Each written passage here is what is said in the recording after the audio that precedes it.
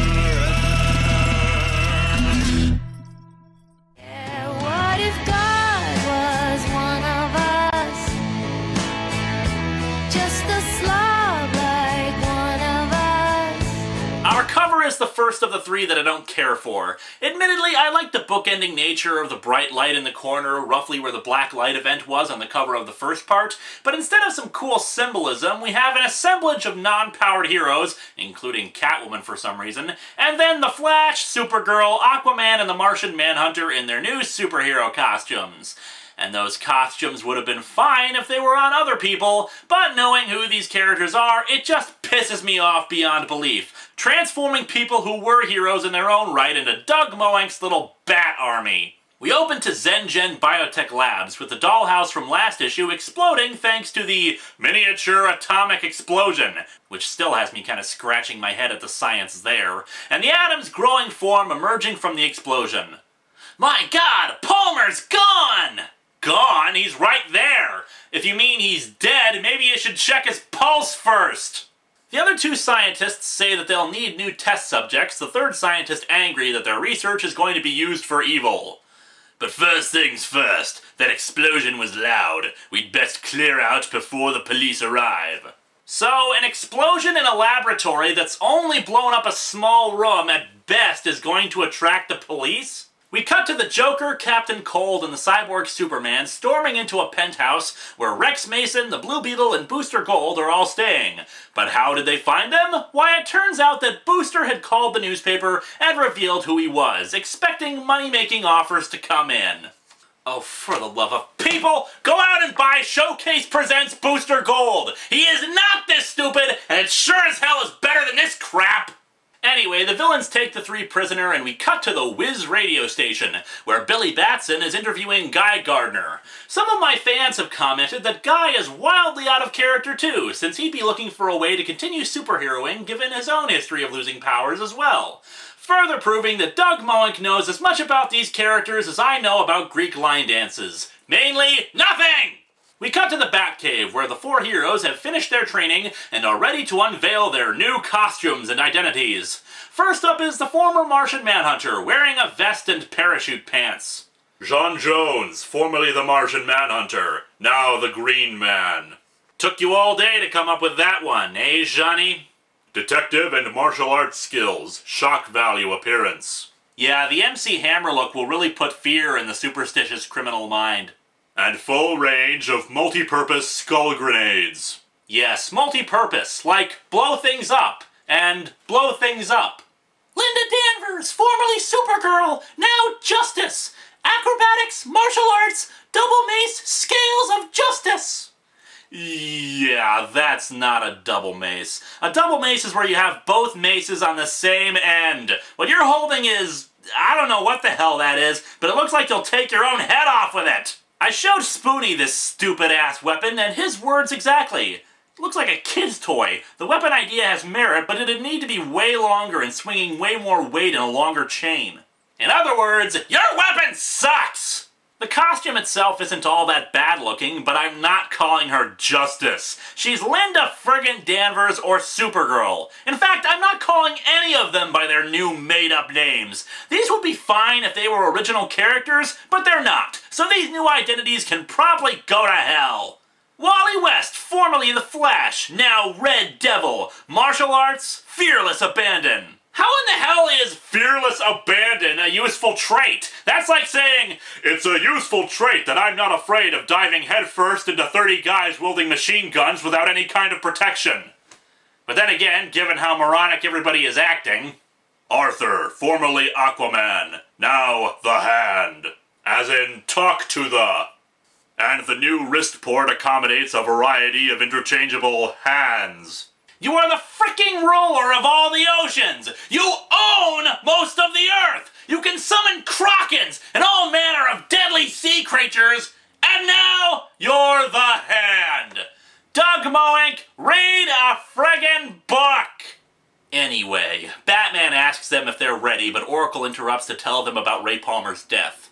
Wait a minute, I received a phone call last night. A voice I could barely hear. The only words I made out sounded like a calmer, but the caller could have been Ray Palmer calling for help, but too small to make himself heard. So, in retrospect, his death is kinda my fault. Oops. Batman asks who's behind Zengen, but Oracle says that she can't untangle the web of holding companies that's blocking who really owns it. Linda Danvers suggests that if Palmer was shrunken at the time of his death, he might have written a message smaller than what people would have been looking for. So she'll check with her former friends in the police forensics division to get in and take a look. Yeah, suddenly regular police work doesn't suck so much, does it, Linda?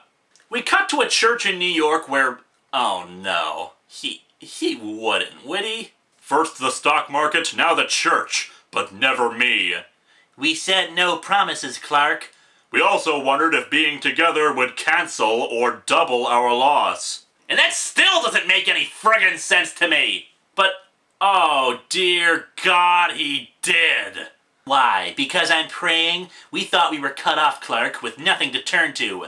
Maybe we were wrong. Princess Diana of the Amazons is in a Catholic church and praying!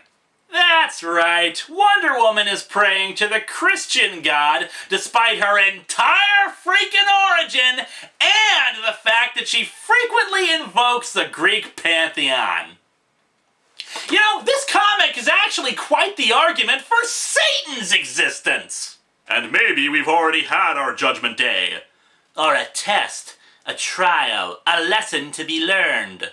Taught by God? Is that what you believed?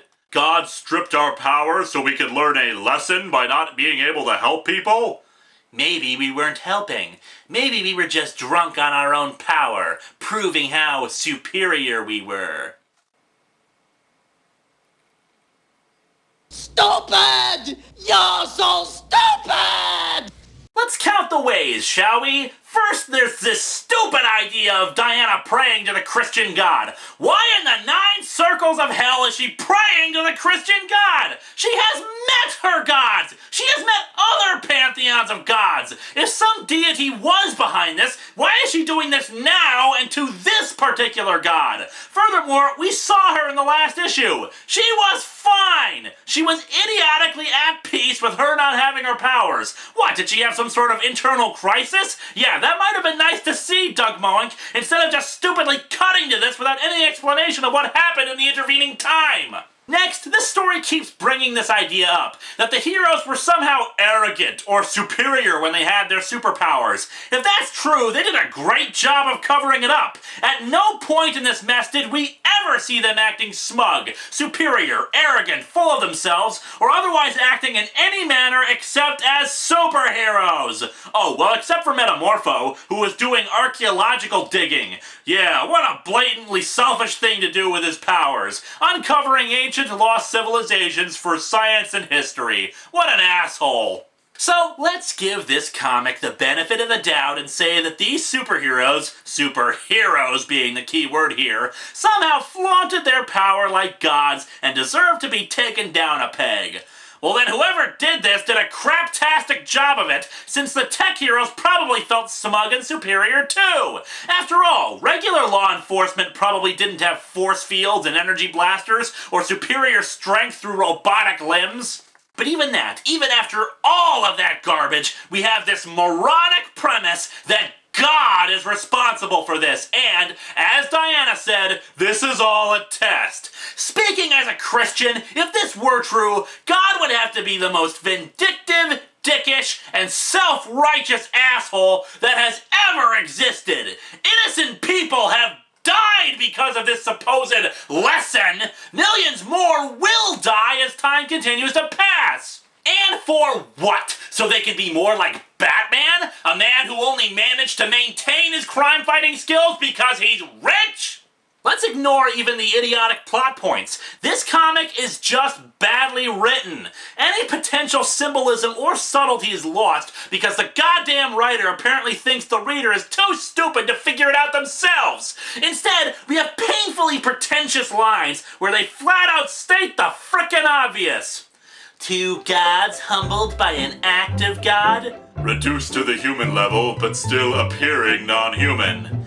Like angels cast from heaven, fall into ignorance, but not innocence. Nothing but a snail's pace tour of lost glory, the fast life slowed to a crawl, screeched to a halt.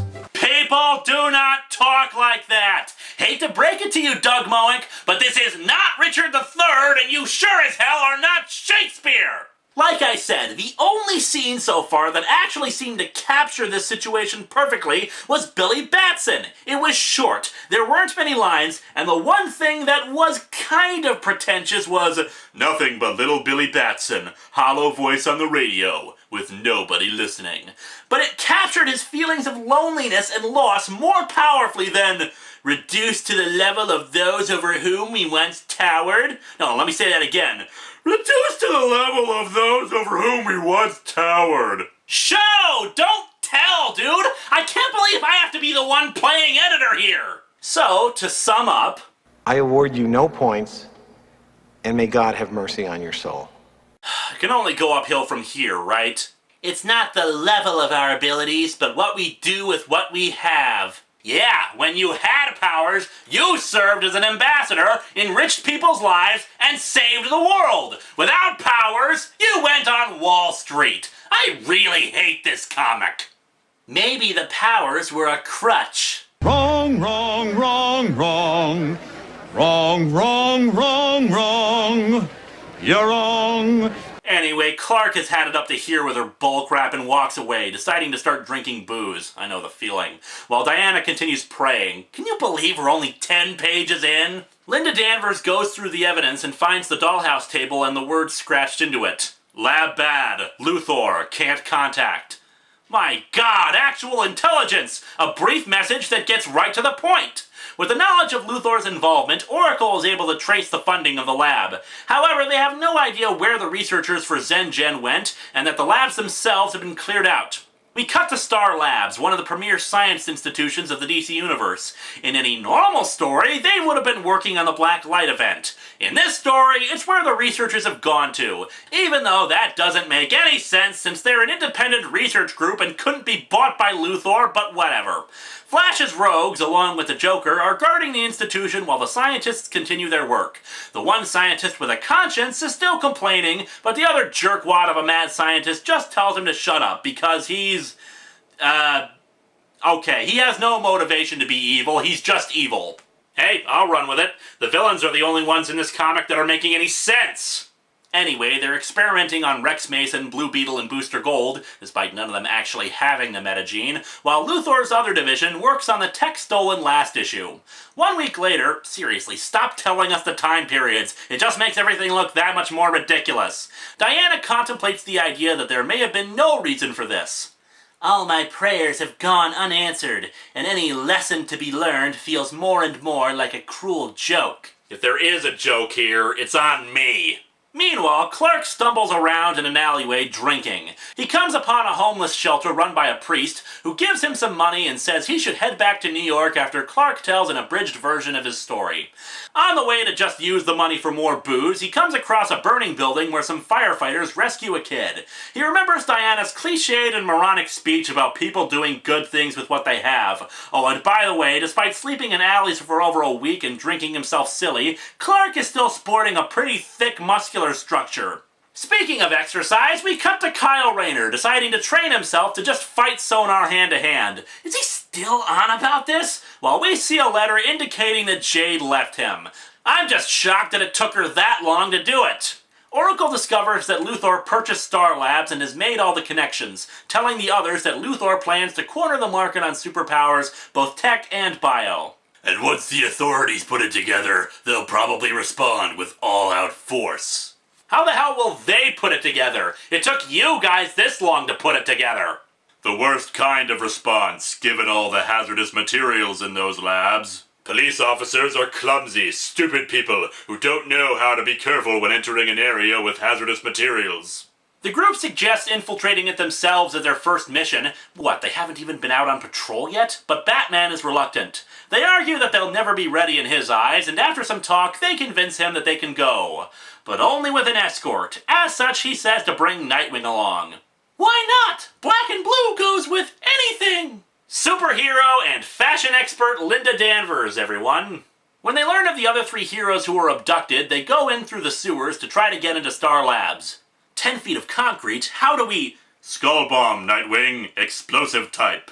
Someone want to explain the whole exploding skulls thing and how that relates to John Jones?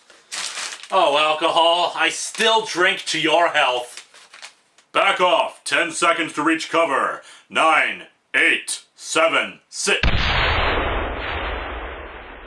You said 10 seconds. Nobody's perfect, Professor. They head in, beat up some guards, and find the three captured heroes. The scientists come in, the one with the conscience saying that he'll testify against the others for their morally bankrupt operation. The jackass one pulls a gun and... oh, what the hell? We saw that stupid little mace thing before! It doesn't have enough reach to knock the gun out of his hand! And why the hell are you twisting your body like that, Linda? Anyway, the one scientist tells them that their experiments on the metagene are a failure, but that the tech department is mass-producing power suits. The scientist works to wake up the three captured heroes while the others go to the tech section. Doug Moenk, deciding once again that the reader is stupid, reminds us that it was Luthor that stole Steel's tech. He also breaks down exactly what parts of the stolen suits came from what person instead of, you know, assuming we have a brain! The Joker, souped up with some of the stolen tech, runs in with the other tech criminals. After a few pages of fight sequences, Wally runs after the Joker and beats him up, saying that this somehow puts resolution to that goofy-looking cop who was killed. They also catch Luthor, who decided to hang around instead of fleeing when trouble began for some reason. You are made of stupid. 2 weeks later, we find the brawny man, Clark, out in the woods. Well, so much for that whole do good things even without powers thing. Clark has learned nothing. The Martian Manhunter goes to see him, and Clark congratulates the Phoenix Group's exploits. Doing what you did, John, without powers, you risked your lives, all of you. They risked their lives even with powers! And gained a new respect for what the Batman does. What he's always done, John, which is why he's always been the best of us. Up yours, comic. Kyle Rayner, upon hearing about a burglary committed by Sonar, he's still robbing banks? It's been like a year now. He must have stolen half the U.S. Treasury by now. Runs off to confront him. We see Diana contemplating suicide since God's not answering her prayers. At this point, I'm contemplating it too. However, Clark arrives and they reunite, getting into a relationship because for some ungodly reason, dumb writers think that these two should be paired up whenever Lois gets separated from Clark. Kyle Rayner, having stolen a fire truck, somehow, bursts through a wall and uses a fire extinguisher to short-circuit Sonar's tech. The two fight, ending with Sonar knocked out and Kyle impaled on a stick. I really hate this comic. Clark returns to work as a reporter, Lois telling him there's no hard feelings, and if it seems like I'm rushing through this lame-ass ending, it's only because I am. 2 years later, Diana and Clark are married and have a kid. And just in case you thought this couldn't get any stupider, our comic ends with their baby displaying superpowers. There was indeed a reason for this, a purpose behind it all, and the reason is both simple and glorious. Liar! Liar! Liar! While the power of heroes may fade, it can never die. Except for, when Superman became a drunk, and Wonder Woman became a Catholic, and Guy Gardner became a shill, and Billy Batson became a radio announcer, and Blue Beetle and Booster Gold sold their tech, and Green Lantern became an obsessed freak. Besides for all of that. These comics suck! All 3 issues are pure concentrated suckitude. The plot is idiotic. The characters are idiotic. And Doug Moench deserves the most scorn of all. Not doing his fricking research on these iconic characters. Instead deciding to start the first Church of Batman. Not since Superman at Earth's End have I been so enraged by out-of-character behavior. And that means that it's time to burn, baby, burn! What the? Oh, I get it. Trying to pull a black light event on me. Go to hell! I've still got a lighter! Damn it!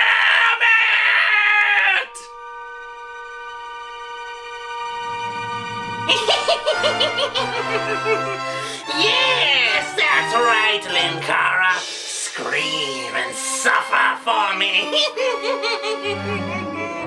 The more you suffer, the more you go insane. The more likely it will be that I will rule the world. Excuse me? Oh, it's you, the little robot friend. I suggest that you start running, little robot, and you run as far as you can on your little hover skirt. Oh, really? Oh, yes! You see, what I've got here is a black light event generator. I'd like to see Dr. Insano invent one of those. Oh, it's very simple, you see. It can warp reality as I wish, either transferring to different dimensions or simply removing a power. Maybe I could even remove you from existence.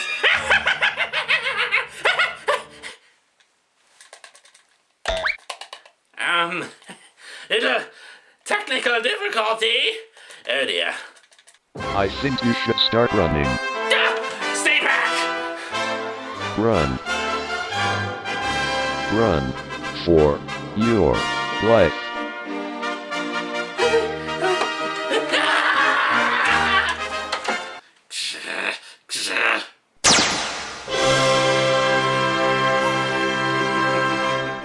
Time to die now!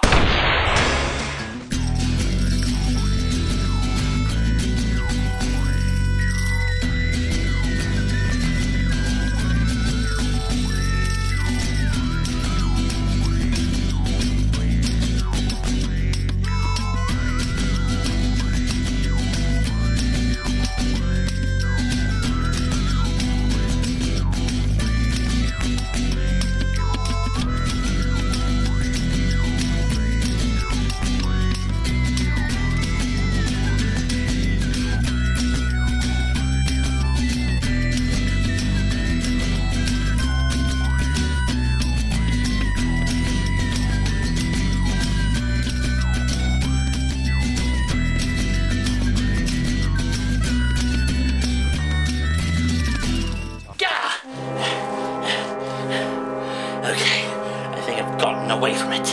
Oh, that accursed robot! Linkara has so many friends and allies. I need some friends and allies of my own. But who could I trust with helping me take over the universe? What would my counterpart in this universe do?